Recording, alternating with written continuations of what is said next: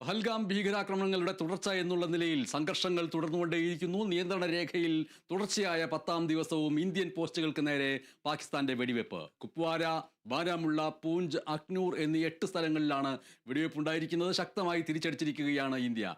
ഈ ആക്രമണവുമായി ബന്ധപ്പെട്ട് പഹൽഗാമിൽ വ്യാപാരി കസ്റ്റഡിയിലായിരിക്കുന്നു. ആ വ്യാപാരിയുടെ പേരുവിവരങ്ങൾ വ്യക്തമായിട്ടില്ല. ആക്രമണത്തിന് മുൻപ്, അതായത് 15 ദിവസം മുമ്പ് കട തുടങ്ങിയ വ്യാപാരിയെയാണ് ദേശീയ സുരക്ഷാ ഏജൻസി കസ്റ്റഡിയിലെടുത്തിരിക്കുന്നത്. രാജേഷ് ശ്രീനിവാസൻ വിവരങ്ങൾ നൽകുന്നു. ഈ വ്യാപാരി എന്തിന് കൃത്യമായിട്ട് ഈ ആക്രമണത്തിന് 15 ദിവസം മുമ്പ് കട തുടങ്ങി? എന്താണ് അതിനാസ്പദമായ കാര്യം? മറ്റ് എവിടെയെങ്കിലും കട തുടങ്ങുന്നതിന് പകരം ഇവിടെ തന്നെ എന്തുകൊണ്ട് കട തുടങ്ങി? ഇതിന് മുൻപ് എവിടെയെങ്കിലും കട നടത്തിയിട്ടുള്ള പരിചയമുണ്ടോ? നിങ്ങൾ വ്യാപാരി തന്നെയാണോ? എന്താണ് നിങ്ങളുടെ വെയറബൌട്ട്സ്? നിങ്ങൾ എവിടെ നിന്ന് വരുന്നു? നിങ്ങളുടെ കുടുംബത്തിൽ ആരൊക്കെയുണ്ട്? കുടുംബത്തിൽ ആരെങ്കിലും ഉണ്ടോ? ഇങ്ങനെയൊക്കെയുള്ള പലതരത്തിലുള്ള ചോദ്യാവലികൾ ദേശീയ സുരക്ഷാ ഏജൻസിയുടെ മുൻപിൽ ഉണ്ടായിരിക്കും. രാജേഷ് ശ്രീനിവാസൻ, എന്താണ് അതിൻ്റെ വിവരങ്ങൾ? പരേഷ്, തുടർച്ചയായ 10-ാം ദിവസമാണ് ഇപ്പോൾ പാക് സൈന്യത്തിൻ്റെ ഭാഗത്തു നിന്നും ഇന്ത്യൻ പോസ്റ്റുകളിലേക്ക് ഒരു വലിയ രീതിയിലുള്ള ഒരു വെടിവെപ്പ് ഉണ്ടാകുന്നത്. അതിന് ശക്തമായി തന്നെ തിരിച്ചടിച്ചു എന്നതാണ് നിലവിൽ റിപ്പോർട്ടുകളെല്ലാം സൂചിപ്പിക്കുന്നത്. അതേസമയം തന്നെ ഈ ഭീകരാക്രമണവുമായി ബന്ധപ്പെട്ട് ഇപ്പോൾ ഒരു വ്യാപാരിയെ NIA, ദേശീയ സുരക്ഷാ ഏജൻസി, കസ്റ്റഡിയിൽ എടുത്തിട്ടുണ്ട്. പ്രധാനമായും ഈ ഭീകരാക്രമണം നടക്കുന്നതിന് മുൻപ് ഏകദേശം 15 ദിവസം മുൻപ് ഈ പ്രദേശത്ത് കട തുടങ്ങിയ ഒരു വ്യാപാരിയാണ് NIA ഇപ്പോൾ കസ്റ്റഡിയിലെടുത്തിട്ടുള്ളത്. അതേസമയം തന്നെ ഈ ഭീകരാക്രമണം നടന്ന അന്ന് ഈ വ്യാപാരി കട തുറന്നിട്ടില്ല. ഇതൊരു സംശയത്തിന് ഇടവരുത്തുകയുമായിരുന്നു. അതിന്റെ പശ്ചാത്തലത്തിലാണ് ദേശീയ സുരക്ഷാ ഏജൻസി നിലവിൽ ഇയാളെ അറസ്റ്റ് ചെയ്യുന്നത്. ഇയാളെ ഇപ്പോൾ ചോദ്യം ചെയ്തു വരികയാണ്. ഇതൊരു അതീവ രഹസ്യ സ്വഭാവമുള്ള വിഷയമായതുകൊണ്ട് തന്നെ കൂടുതൽ വിവരങ്ങളൊന്നും ദേശീയ സുരക്ഷാ ഏജൻസി നിലവിൽ ഇപ്പോൾ പുറത്തുവിട്ടില്ല. എന്തായാലും 15 ദിവസം മുൻപാണ് ഇദ്ദേഹം ഈ പ്രദേശത്ത് കട തുടങ്ങിയെന്നാണ് ദേശീയ സുരക്ഷാ ഏജൻസി കിട്ടിയ വിവരം. അതുപോലെ തന്നെ നിലവിൽ ഈ ആക്രമണം നടക്കുന്ന അന്ന് ഇദ്ദേഹം കട തുറന്നിട്ടില്ലായിരുന്നു. ഇതൊരു സംശയത്തിന് ഇടവരുത്തിയ സാഹചര്യത്തിലാണ് ഇപ്പോൾ ഈ വ്യാപാരിയെ NIA ചോദ്യം ചെയ്തു വരികയാണ്.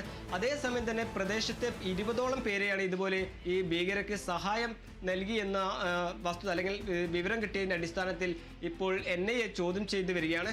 അതേസമയം തന്നെ ഈ പാക് സൈന്യത്തിൻ്റെ ഭാഗത്തു നിന്നും വീണ്ടും ഒരു പ്രകോപനം ഉണ്ടായി എന്നതാണ് നിലവിലെ റിപ്പോർട്ടുകളെല്ലാം സൂചിപ്പിക്കുന്നത്. അത് 10-ാം ദിവസമാണ് ഇതുപോലെ ഇന്ത്യൻ പോസ്റ്റിലേക്ക് നേരെ വെടിവെപ്പ് ഉണ്ടാകുന്നത്. അത് പ്രധാനമന്ത്രി നരേന്ദ്രമോദി സൈന്യത്തിനൊരു പൂർണ്ണ സ്വാതന്ത്ര്യം പ്രഖ്യാപിച്ചതിന് പിന്നാലെ ഇന്ത്യ തിരിച്ചടിച്ചു.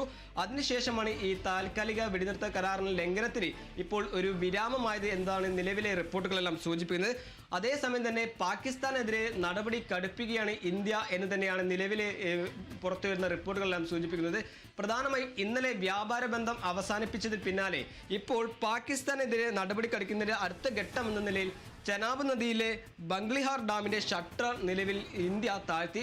ഇത് പ്രധാനമായും പാകിസ്ഥാനിലെ 80% ഈ കാർഷിക മേഖലയെ ആശ്രയിക്കുന്ന ആളുകളായിരുന്നു. അതുതന്നെയാണ് ഇപ്പോൾ ഇന്ത്യ ഈ രീതിയിലുള്ള നടപടി സ്വീകരിക്കാനുള്ള കാരണമെന്നാണ് ഇപ്പോൾ വിലയിരുത്തൽ.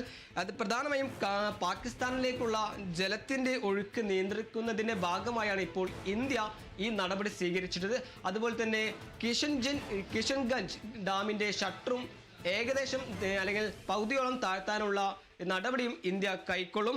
എന്തായാലും ഭീകരാക്രമണത്തിന് പിന്നാലെ ഈ ഭീകരരെ പിടികൂടാനുള്ള ദൗത്യം അല്ലെങ്കിൽ ഈ തിരച്ചിൽ ഊർജിതമായി തന്നെ പുരോഗമിക്കുന്നു എന്നതാണ് നിലവിൽ പുറത്തുവരുന്നത്. പ്രധാനമായും തെക്കൻ കാശ്മീരിലെ വനമേഖലയിലെ വിവിധയിടങ്ങളിലാണ് ഇപ്പോൾ നിലവിൽ ഈ ഭീകരർക്കായി തിരച്ചിൽ പുരോഗമിക്കുന്നത്. പ്രധാനമായും സൈന്യം, രാഷ്ട്രീയ റൈഫിൾസ്, ഈ കരസേനയുടെ കമാൻഡോസ് തുടങ്ങിയവയാണ് ഈ വിപുലമായ സംഘമാണ് ഈ വിശാലമായ അല്ലെങ്കിൽ വ്യാപകമായ തിരച്ചിലിന് നേതൃത്വം നൽകുന്നത്.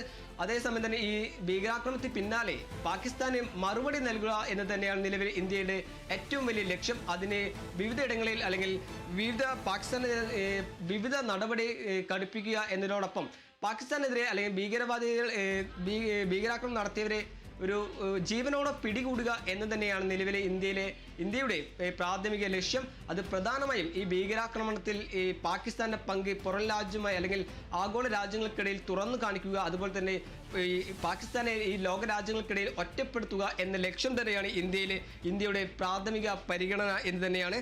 എന്തായാലും ഈ സമുദ്ര നാവിക നേവി വിഭാഗം അല്ലെങ്കിൽ ഈ വ്യോമപാതയടക്കം അടച്ച സാഹചര്യത്തിൽ പാകിസ്ഥാനെതിരെ അടുത്ത ഘട്ടത്തിലേക്ക് നടപടി കടുപ്പിക്കുന്നു.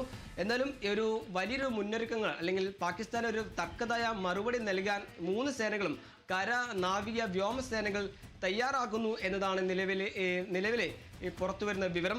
അതിന്റെ അടിസ്ഥാനത്തിൽ സമുദ്രപാതയിലെ സ്ഥിതിഗതികൾ വിലയിരുത്താൻ ഇന്നലെ നാവികസേന മേധാവി അഡ്മിറൽ ദിനേശ് കെ ത്രിപാഠി പ്രധാനമന്ത്രി നരേന്ദ്രമോദി കണ്ടിരുന്നു. അതിന്റെ അടിസ്ഥാനത്തിൽ സമുദ്രപാതയിലെ സ്ഥിതി വിവരങ്ങൾ വിലയിരുത്തി പ്രധാനമന്ത്രിയുമായി കൂടിക്കാഴ്ച നടത്തി എന്നതാണ് നിലവിലെ പുറത്തു വരുന്നത്.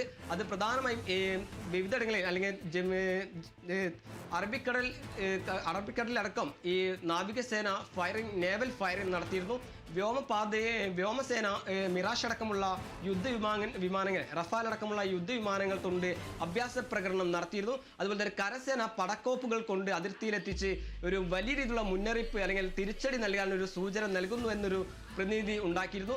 അങ്ങനെ മൂന്ന് സേനകളും തക്കതായ തിരിച്ചടി നൽകാൻ തയ്യാറാകുന്നു എന്നതാണ് നിലവിലെ പുറത്തുവരുന്ന വിവരം. മനേഷ്, ശരി. പഹൽഗാമിൽ വിനോദസഞ്ചാരികൾക്ക് നേരെയുണ്ടായ ഭീകരാക്രമണത്തിന് 15 ദിവസം മുൻപ് പ്രദേശത്ത് കടയാരംഭിച്ച പ്രദേശവാസി NIA-യുടെ കസ്റ്റഡിയിലായിരിക്കുന്നു. ഈ വ്യക്തി സംഭവ ദിവസം കട തുറന്നില്ല. ഇയാളെ NIA-യും മറ്റ് കേന്ദ്ര ഏജൻസികളും ചോദ്യം ചെയ്തുകൊണ്ടിരിക്കുന്നു. ഇപ്പോൾ അന്വേഷണത്തിന്റെ ഭാഗമായി ഓർക്കുക, ഇതിനോടകം 100ഓളം പ്രദേശവാസികളെ NIA ചോദ്യം ചെയ്തിട്ടുണ്ട്. ആ ചോദ്യം ചെയ്യൽ പൂർത്തിയായിട്ടുണ്ട് ഏകദേശം. പക്ഷേ ഇപ്പോൾ ഈ സൂചിപ്പിച്ച കസ്റ്റഡിയിലായിരിക്കുന്ന വ്യാപാരിയെ പറ്റി കൂടുതൽ വിവരങ്ങൾ ശേഖരിച്ചതിൻ്റെ അടിസ്ഥാനത്തിലാണ് ഈ വ്യാപാരിയെ കസ്റ്റഡിയിലെടുത്തത് എന്നുള്ള വിവരം പുറത്തു വരുന്നുണ്ട്. ഒപ്പം ഇപ്പോൾ രാജേഷ് സൂചിപ്പിച്ചതുപോലെ ഭീകരാക്രമണത്തിൽ പാകിസ്ഥാന് കൃത്യമായിട്ടുള്ള മറുപടി നൽകാനുള്ള ഒരുക്കങ്ങളുടെ പൂർത്തീകരണത്തിലാണ് കര, നാവിക, വ്യോമസേനകൾ. 45 മിസൈൽ ലോഞ്ചറുകൾ ഉൾപ്പെടെ പുതിയ വ്യോമ പ്രതിരോധ സംവിധാനങ്ങൾ കരസേന വാങ്ങാൻ ഒരുങ്ങുന്നു ഒരു ഭാഗത്ത്. അതേസമയത്ത് യുദ്ധപ്രതീതി ഉണ്ടാക്കിക്കൊണ്ട് ആയുധ കച്ചവടം നടത്തുകയാണോ എന്നുള്ള രീതിയിലുള്ള വിമർശനങ്ങൾ ചില ഭാഗത്ത് നിന്ന് ഉയരുകയും ചെയ്യുന്നുണ്ട്. എന്തായാലും ഇന്ത്യയും പാകിസ്ഥാനും തമ്മിൽ യുദ്ധ സാഹചര്യം നിലനിൽക്കുന്നു.